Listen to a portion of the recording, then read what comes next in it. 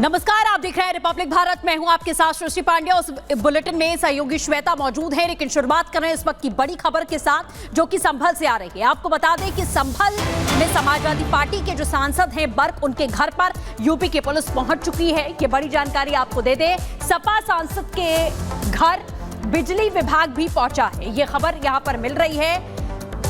संभल में समाजवादी पार्टी के सांसद बर्क के घर बिजली का मीटर लगवाने के लिए यूपी पुलिस पहुंची हुई है, जो कि तस्वीरें भी इस वक्त हम आपको दिखा रहे हैं, क्योंकि बिजली चोरी का जो मामला है वो लगातार यहां से निकलकर सामने आया था, जिसके बाद से प्रशासन एक्शन में दिखाई दे रहा है। संभल में सपा सांसद बर्क के घर यूपी पुलिस की तस्वीर आप यहां देख सकते हैं। पहले आपको बता दें 2 नोटिस इनको जारी किए गए थे अवैध तरीके से निर्माण करने के मामले में, और अब यूपी पुलिस यहां पहुंची है बिजली का मीटर लगवाने के लिए। तो बड़ी जानकारी इस वक्त आपको बता दें, स्मार्ट मीटर लगवाया जाएगा बिजली विभाग की ओर से, जिसमें कोई भी छेड़छाड़ नहीं हो सकती है। जितनी भी मीटर की रीडिंग आएगी उतना बिल देना पड़ेगा। जतिन हमारे साथ सीधे इस वक्त संभल से जुड़ चुके हैं। जतिन, इस एक्शन का तो इंतजार था, अनामिका भी हमारे साथ जुड़ी हुई है। जतिन, इस एक्शन का तो इंतजार था और अब वहां जो बिजली विभाग की टीम है वो पहुंच चुकी है मीटर लगाने के लिए। मीटर लगने में सहयोग किया जा रहा है या नहीं? आज बिल्कुल देखिए, मीटर लगाने का जो काम है वो किया जा रहा है, लेकिन तस्वीरें इस और भी हैरान कर रही है कि अधिकारियों को अपना काम करने के लिए जब किसी इलाके में पहुंचना पड़ रहा है तो इस तरीके के पुलिस बल का सहारा लेके पहुंचना पड़ रहा है। आप देखिए कि यूपी पुलिस के जवान तैनात है, रैपिड एक्शन फोर्स के तैनात एक तरीके से जवान यहाँ पर तैनात है। तो इतनी सुरक्षा क्यों, इतना खौफ का मंजर क्यों, ये तमाम ऐसे सवाल है जो कि अब सवाल खड़े कर रहे हैं। सबसे बड़ा सवाल ये कि बिजली चोरी को लेकर तमाम जो चीजें सामने आई, उस बिजली चोरी के बीच में जो मीटर बदलने का जो कवायद है वो किया जा रहा है। आप देखेंगे तमाम जो ऑफिसर्स हैं वो यहाँ पर हैं, उनसे हम बात करने की भी कोशिश करेंगे। जो बिजली विभाग से जुड़े कंसर्न अधिकारी हैं वो भी यहाँ पर हैं, उनसे भी हम बात करेंगे। और कितना गलत हो रहा था, मीटर में क्या कुछ गड़बड़ी थी, वो तमाम चीजें हैं वो हम बात करेंगे। सर, आप लाइव है रिपब्लिक पर, मैं जानना चाह रहा हूँ कि क्या कुछ मीटर में खराबी थी जिसको लेकर आप बदलने आए, क्या कुछ एरर है? मीटर लैब में टेस्ट करके ही बता पाएंगे क्या खराबी है, लेकिन तो इसे सामान्यतः पीछे गलियों में भी और सभी के हम लोग स्मार्ट मीटर लगा रहे हैं। उसी के क्रम में आज माननीय सांसद जी के यहाँ भी लगा रहे हैं स्मार्ट मीटर। सिक्योरिटी क्यों सर? सिक्योरिटी अपनी सेफ्टी के लिए, क्योंकि पहले यहाँ काफी विरोध हम लोग झेल चुके हैं, इसलिए सेफ्टी लेकर के यहाँ पे। ये जानना चाह रहा हूँ कि क्या 2 किलोवाट का मीटर पहले लगा हुआ था, क्योंकि घर तो हम देख रहे हैं कि विशाल बना हुआ है। जी 2 किलोवाट का मीटर था। हाँ, 2 किलोवाट का ही। बिजली चोरी की आशंका है सर? इसको लैब में टेस्ट किया जाएगा, उसके बाद ही बताएंगे क्या है। तो अभी कौन सा मीटर लगा रहे हैं? इलेक्ट्रॉनिक मीटर लग रहा है? नहीं, अभी स्मार्ट मीटर लग रहा है। इससे पहले क्या लगा था सर? ये नॉर्मल इलेक्ट्रॉनिक मीटर था। दोनों का कुछ फर्क अगर आप बता दोनों का फर्क एक है कि ये ऑनलाइन है, सिस्टम में जो भी कंजम्पशन होता है हर समय रिकॉर्ड होता रहता है। इसमें कोई भी डाटा में छेड़छाड़ होगी तो सब ऑनलाइन चेक हो जाएगा। सर, क्या नाम है आपका? बीके गुप्ता।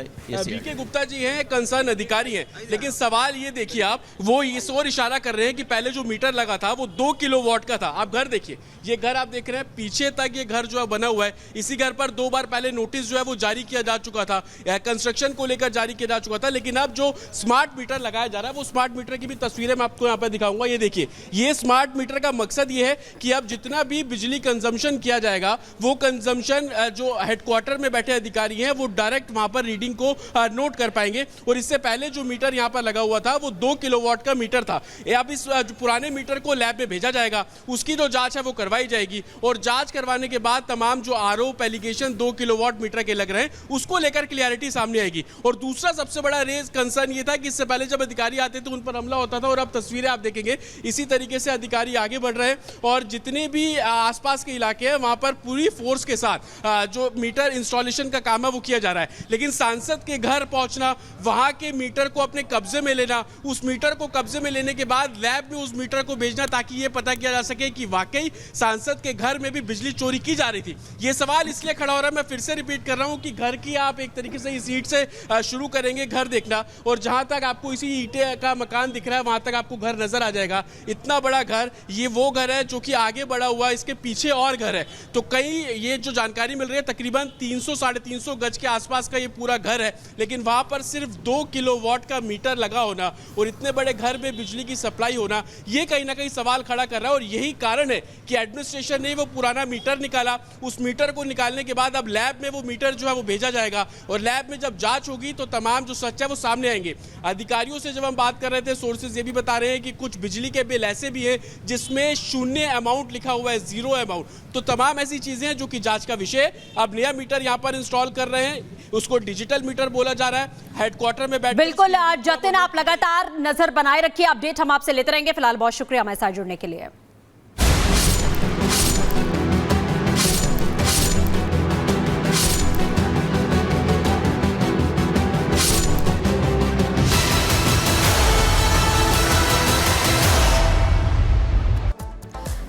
तो बिल्कुल इसी बीच एक और बड़ी खबर आपको बता देते हैं इसी मामले से जुड़ी हुई कि संभल में पहले आपने देखा 46 साल पुराना मंदिर मिला और एक और हिंदू मंदिर यहां पर मिला है, जिसकी तस्वीरें भी हम आपको दिखाएंगे। और इसी के साथ साथ बिजली चोरी के शक में जो कार्रवाई है वो भी जारी है। तो संभल में एक और हिंदू मंदिर मिला है।